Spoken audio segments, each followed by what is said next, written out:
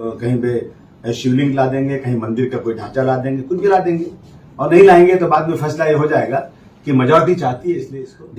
जब आज़ादी के बाद ये तय हो गया कि जितनी भी इबादत गाहें हैं, धर्म स्थल है, वो जिस कंडीशन में है जैसे वैसे रहे। हिटलर के जमाने में हिटलर ने अपनी मिनिस्ट्री में एक प्रोपेगेंडा मिनिस्ट्री बनाई थी जो सिर्फ गलत को सही दिखाने के लिए। और ये हो रहा है जगह जबरदस्ती कब्जा करना और उसी जगह का पूरा उसको मुआवजा, उसका पूरा कंपनसेशन उस जगह का नहीं दिए बगैर अगर मस्जिद बनाया तो वो मस्जिद नहीं होगी और बनाने वाले को पाप।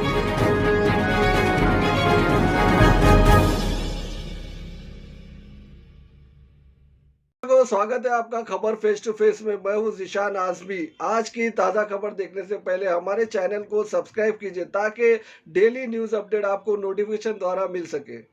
आखिर में क्यूआर कोड दिया हमारे चैनल की सहायता करने के लिए। क्यूआर कोड स्कैन करके आप भुगतान भी कर सकते हैं। आइए देखते हैं आज की ताज़ा खबर।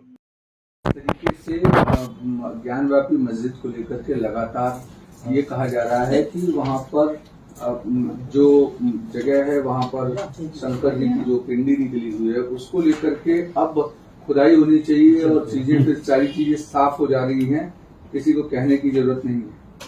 सब सत्ता का अहंकार है और कुछ नहीं है और सिर्फ इस देश को बर्बाद करके और अच्छे मेजॉरिटी के जो हिंदू भाई हैं उनको धर्म के नाम पर उकसाकर और गलत चीजें बता करके इनको सत्ता में रहना है।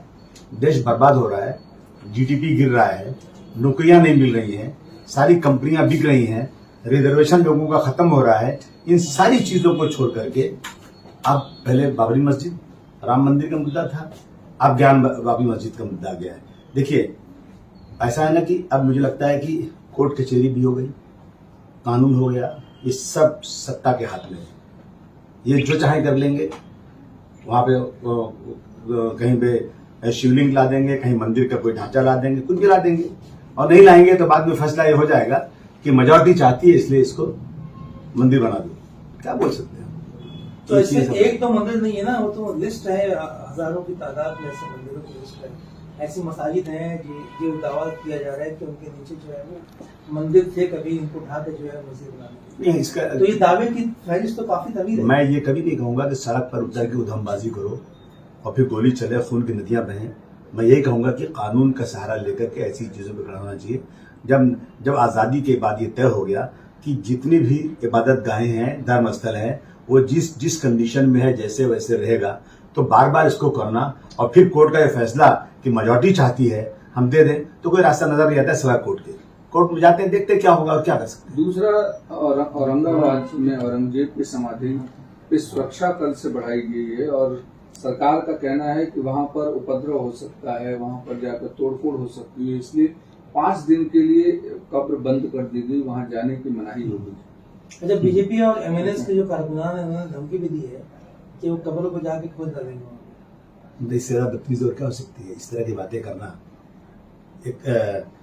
इस तरह से इस देश के रहे बादशाह के खिलाफ इस तरह बातें करना, जो बातें गुजर गई। मैं ये जो आज नई नस्ल है इनके पास औरंगजेब रहमतुल्लाह अलैह के खिलाफ एक ऐसा प्रोपेगेंडा खड़ा कर दिया गया है कि वो समझते हैं कि ये बहुत जालिम बादशाह थे। अरे औरंगजेब रहमतुल्लाह अलैह ने कितनी मंदिरें बनवाई, कितनी मंदिरों के लिए उन्होंने जगह दिया, चंदा दिया। और सबसे बड़ी बात है, बनारस के अंदर एक पंडित की लड़की का मैटर था, एक इनका ही सिपाही सालार औरंगजेब रहमतुल्लाह अलैह की सरकार का सिपाही सालार बदतमीजी कर रहा था, उन्होंने उसको जान से मार दिया और उस पंडित ने उनके लिए मस्जिद बनवाया वहां पर, जहां वो पानी पीकर नमाज पढ़ा था चबूतरे पर, वहां मस्जिद बनी है। इन चीजों को क्यों नहीं दिखाते लोग? ये मीडिया हो जाके क्यों दिखाती कि देखो कितना अच्छा इनका व्यवहार था, इन्होंने एक पंडित लड़की के साथ ये किया। ये क्यों नहीं दिखाते कि इन्होंने असम में मस्जिद बनवाया, मंदिर बनवाया, यहाँ फलाने जगह पे इतना वो दिया। ये सारा हिस्ट्री में है। मैं ये कोई अबू आसिम का कहना नहीं है, बल्कि हिस्ट्री के पन्नों को उठाया जाए और हिस्ट्री को सच्ची तरह से दिखाया जाए। तो मैं समझता हूं इन बादशाहों ने कभी हिंदू मुस्लिम नहीं किया, इन्होंने सिर्फ सत्ता की लड़ाई लड़ी है, राजनीतिक लड़ाई लड़ी है। और इस तरह की चीजें लाकर मुझे खबरों को खोद देंगे और सत्ता के अहंकार में मैं समझता हूं कि ये बिल्कुल ठीक नहीं है। ये सिर्फ और सिर्फ हिंदू मुस्लिम की नफरत पैदा करके पोलराइज करने की बात है। ये ज्ञानवापी मुद्दे को लेके अखिलेश यादव जी ने भी स्टेटमेंट दिया है। उन्होंने यही बात दोहराई है कि कहीं ना कहीं देश को डिवाइड करने की कोशिश की जा रही है, पर उन्होंने एक ऐसा भी स्टेटमेंट दिया है जिससे कुछ हिंदू अपसेट हो सकते हैं। उन्होंने कहा है कि मंदिर बनाने की बात है तो मंदिर तो कहीं भी बना सकते हैं, आजकल तो पत्थर को एक लाल झंडा लगा दो और पीपल के पेड़ के नीचे भी मंदिर बन सकता। तो आप समझते हैं ऐसे टाइम में ऐसे स्टेटमेंट्स आपको लगता है सिर्फ प्रॉब्लम्स बढ़ाएंगे? नहीं, देखिए ऐसा ना कि प्रॉब्लम ऐसा हो गया कि एक मुसलमान को कोई पार्टी अपने बगल में खड़ी कर देना तो प्रॉब्लम बढ़ जा रहा है। एक मुस्लिम इश्यू पे किसी ने स्टेटमेंट दे दिया, प्रॉब्लम बढ़ जा रहा है। तो हालत ये हो गई है कि मुसलमानों का माइनॉरिटी का 15 से 20% वोट होने के बाद भी कोई सेकुलर पार्टी मुसलमानों के बारे में बोलने से डरती इसलिए है कि छोटी सी बात के ऊपर लेकर के ये लोग पोलराइज कर देते हैं। देश में कोई भी किसी धर्म का भी हो, चाहे मंदिर हो, मस्जिद हो, हिंदू हो, मुस्लिम हो, दलित हो, क्रिश्चियन हो, कोई भी, सबके लिए बराबर एक ही तरह कानून है। लेकिन मुसलमान आज जो है, जिस तरह से बीजेपी ने मुसलमानों के खिलाफ एक मुहिम चलाई है, जैसे मैं पढ़ रहा था उस दिन कि हिटलर के जमाने में हिटलर ने अपनी मिनिस्ट्री में एक प्रोपेगेंडा मिनिस्ट्री बनाई थी जो सिर्फ गलत को सही दिखाने के लिए, और ये हो रहा है। अगर अखिलेश जी ने कोई सच्ची बात बोल दिया तो अब ये कहा जा रहा है कि कहीं इससे हम हिंदू भाइयों को तकलीफ, वो नाराजगी न हो जाए। इसमें कौन नाराज? कहीं मंदिर तो कई जगह पे पेड़ के नीचे बनी हुई है, कौन मना कर रहा है? और मंदिर एक नहीं 50 बनाइए ना, हम तो खुश है मंदिर बनेगी तो। और अभी हमें बहुत खुशी है कि पाकिस्तान में एक मंदिर को तोड़ दिया वहां के लोगों ने, तो पाकिस्तान की कोर्ट ने कहा कि इसकी मंदिर बने और पूरे पाकिस्तान में जितनी भी मंदिर बनाना चाहते हैं ना, वहां पे इमरान खान की सरकार जो उनको सपोर्ट करे और मंदिर बनाए, और जिन्होंने मंदिर तोड़ा उसको जेल भेजा गया, उससे हरजाना लिया गया। ये इसको कहते हैं कानून। हमारा कहना है बिल्कुल नहीं। लेकिन मैं एक बात और बता दूं खुल करके, देखिए जो सच्ची बात है ये कि आदमी, मैं पहले भी कह चुका हूं, आज फिर कह रहा हूं कि आदमी मंदिर बनाता है या मस्जिद बनाता है भगवान की प्रसन्नता के लिए, कि अल्लाह खुश होगा, इससे मस्जिद बनेगी तो मुझे पुण्य मिलेगा, मुझे पुण्य सवाब मिलेगा, मुझे स्वर्ग में जगह मिलेगी, ये सोच के बनाता है। लेकिन उसी अल्लाह ने कहा है कि किसी की जगह जबरदस्ती कब्जा करना और उसी जगह का पूरा उसको मुआवजा, उसका पूरा कंपनसेशन उस जगह का नहीं दिए बगैर अगर मस्जिद बनाया तो वो मस्जिद नहीं होगी और बनाने वाले को पाप मिलेगा। तो मैं समझता हूं कि अगर चाहे ज्ञानवापी मस्जिद की जगह पर मंदिर रही होगी या बाबरी मस्जिद की जगह पर मंदिर रही होगी और मंदिर को तोड़कर मस्जिद बनाई होगी, तो जिन्होंने बनाया होगा ना उनको कभी उनको सवाब नहीं मिलेगा, उनको गुनाह मिलेगी, पाप मिलेगा उनको। और जानबूझ के पाप क्यों कोई खरीदेगा? मैं ये मानता हूं कि कोई बदमाश आदमी हो, कोई कम्युनल इंसान हो जो एक दूसरे धर्म से नफरत करता हो, वो किसी के इबादतगाह तोड़ तो सकता है, लेकिन उस जगह पर मस्जिद बना देगा, ये पॉसिबल नहीं है। आप सत्ता के अहंकार में आप जितना चाहे आप वहां पर शिवलिंग दिखा दें, जितना चाहे शंकर भगवान की मूर्ति दिखा दें, जितना चाहे जो कर लें, आपके हाथ में जो चाहे कर सकते हैं आप। मैं समझता हूं कि यह अहंकार ठीक नहीं है। शफीकुर रहमान जी ने भी कहा है कि कहीं ना कहीं उनका ये कहना है कि ऑफकोर्स यहाँ पे ऐसा कुछ नहीं है, यहाँ पे ना ही शिवलिंग है ना ही ये सब सेटअप किया गया है, बट उन्होंने ये भी कहा है कि अगर मॉस्क को सील करने तक बात आ जाएगी तो कुर्बानियां देनी पड़ेगी। तो ये भी कहीं ना कहीं आपको लगता है स्टेटमेंट सब नैरेटिव चेंज हो रहा है? नहीं, मैं कह दूंगा तो और बड़ा बवाल खड़ा हो जाएगा कि कुर्बानी देनी पड़ेगी, और मेरी मस्जिद के सामने आकर के झंडा, गेरुआ कहने का झंडा लेकर के मेरी मस्जिद के गुंबद पर चढ़ा दोगे और मैं कहूंगा कि एक्शन का रिएक्शन होगा, तो कहेंगे साहब बहुत गलत स्टेटमेंट आएगा। ये मेरी मस्जिद के सामने जाकर कहोगे कि जितनी वॉल्यूम से मस्जिद की अजान हो रही है उसकी डबल वॉल्यूम से बढ़ा करके मैं वहीं पर जाकर मैं जो है अपना हनुमान चालीसा पढ़ूंगा और मैं कहूंगा कि मेरा खून गर्म है, तो बहुत लोगों को कहेंगे अबू आसिम ने ये क्या क्या कह दिया, कैसे कह दिया, इस तरह की बातें। ये कोई मतलब नहीं होता है। एक्शन का रिएक्शन देश में होता है। अच्छा, एक बात ये बताइए आसिम भाई, बहुत अहम सवाल ये है कि कुतुब मीनार के ताल्लुक से कहा जा रहा है कि उसको जो है वो किसी हिंदू राजा ने बनाया था, और आर्कियोलॉजी सर्वे ऑफ इंडिया के एक साबिक जो सरबराह रह चुके हैं उनका ये बयान है कि वो आदित्य नारायण नाम के हिंदू राजा ने जो है वो कुतुब मीनार को बनाया था। तो क्या कहना चाहेंगे इस बारे में? क्या चीजें सामने आ रही? वो तो खुद मैं भी हिंदू ही था ना, जितने मुसलमान सब हिंदू थे ना, सबको ले जाओ अपने पास, सबका घर वापसी करा लो, चलो छुट्टी हो जाए कम से कम एक बार यार। जो रोज रोज का झगड़ा है ना, सारी जितने हैं, लाल किला को ले लो, उस पे लगा दो, गेरुआ झंडा लगा दो, उसको लिख दो कि इसको भी किसी हिंदू बादशाह ने बनाया था।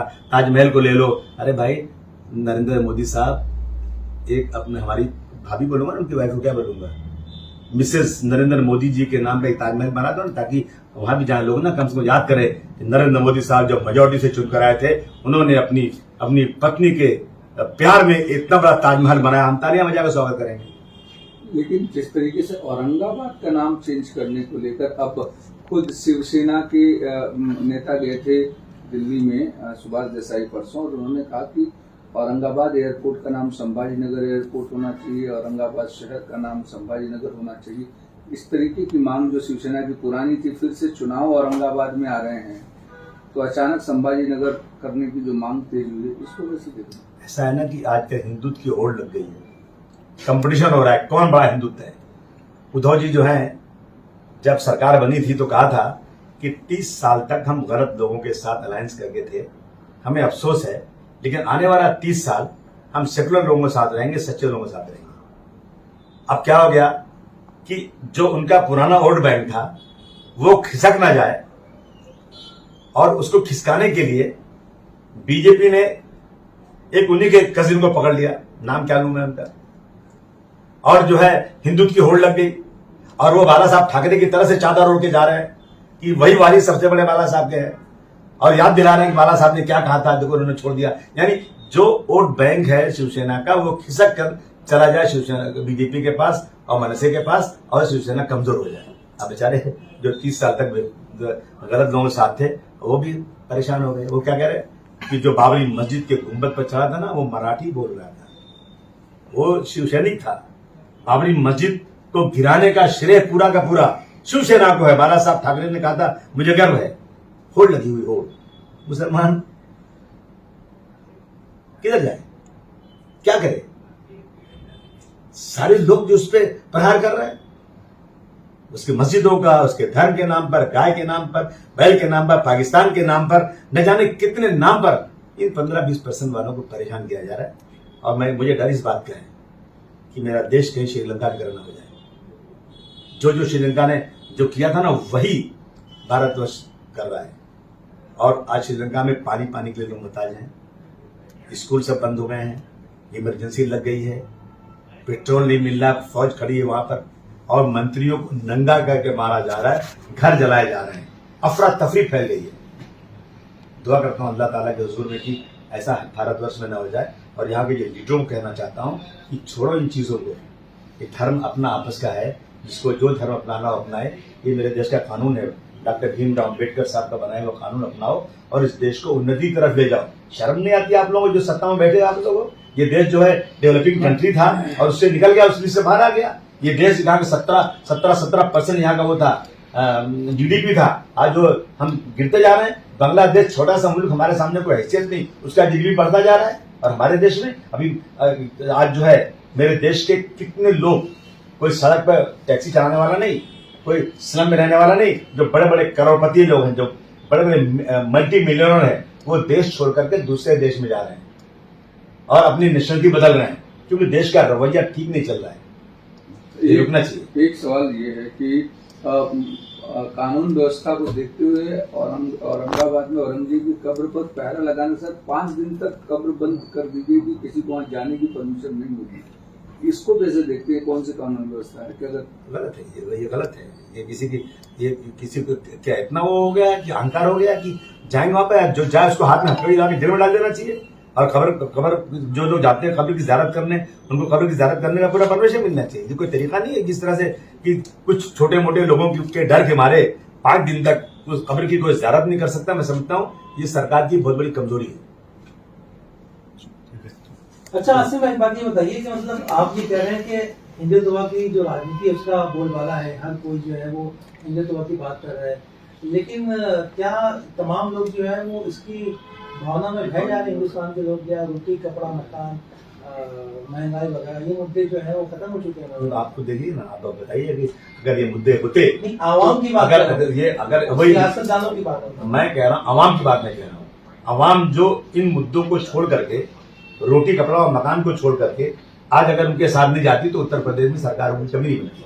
जहां लाशें गंगा जमुना में बह रही थी, कुत्ते खा रहे थे, जहां पर जो है शमशान में लकड़ियां नहीं जलाने के लिए थी, जहां अस्पतालों में ऑक्सीजन नहीं मिल रहा था, जहां एम्बुलेंस नहीं थी, ऐसी जगह पर जीत कर आ जाना, मैं समझता हूं कि सारे मुद्दे लोगों ने खत्म कर दिया। सिर्फ और सिर्फ धर्म के नाम पर लोगों को ठगा जा रहा है।